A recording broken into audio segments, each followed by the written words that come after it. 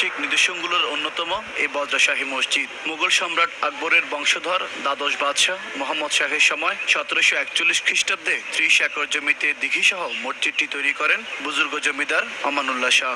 116 foot দৈর্ঘ্য ও 74 foot প্রস্থ মসজিদটির ঢোকার পথে আছে 3টি ধনুক আকৃতির দরজা। কেবলা দেওয়ালে আছে মসজিদে নববীর মতো অবতল আকৃতির মেহরাব। আছে সেই সময়ের বিখ্যাত কোনো শিল্পী হাতের নিখুঁত কারুকাজ। এখানে এসে আমাদের ভালো লাগলো, তবে এই যোগাযোগ ব্যবস্থা আরো উন্নত হলে ভালো হতো। আমি এবার এসেছি, আমার খুব ভালো লেগেছে, আমি আবারও আসবো। যারা তাজমহল দেখার সুযোগ পান নাই তারা এই মসজিদটি দেখলে বুঝতে পারবেন তাজমহলের সৌন্দর্য।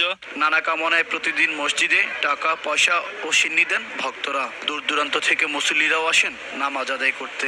তবে যাতায়াতের দুরবস্থায় পড়তে হয় নানা ভোগান্তিতে। অনেক মহিলারা আসতেছে আর কি, অনেক কষ্ট, অনেক দুঃখ, অনেক আশা ভরসা নিয়ে আসতেছে, এখানে নামাজ পড়তেছে। বহু পর্যটক বিদেশ থেকে এই মসজিদটি দেখার জন্য আসে। যাতায়াতের সুব্যবস্থা নাই, এখানে কোনো ভালো হোটেল নেই এবং পর্যটকদের থাকার মতো কোনো সুব্যবস্থা নাই। প্রতিষ্ঠার পর থেকে মসজিদে কোনো সংস্কার হয়নি বলে জানালেন এর খতিব। নির্মাণের 250 বছর পর, আজ থেকে 100 বছর পূর্বে মসজিদের এই সিরামিক দিয়ে এর শোভাবর্ধন করা হয়। অদ্যাবধি এই মসজিদে কোনো উন্নয়ন এবং কোনো রকম সংস্কার করা হয় নাই।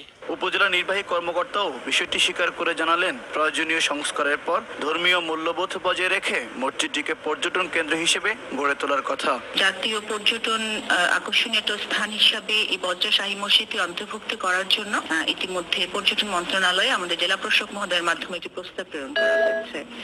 সেটা যদি হয় তাহলে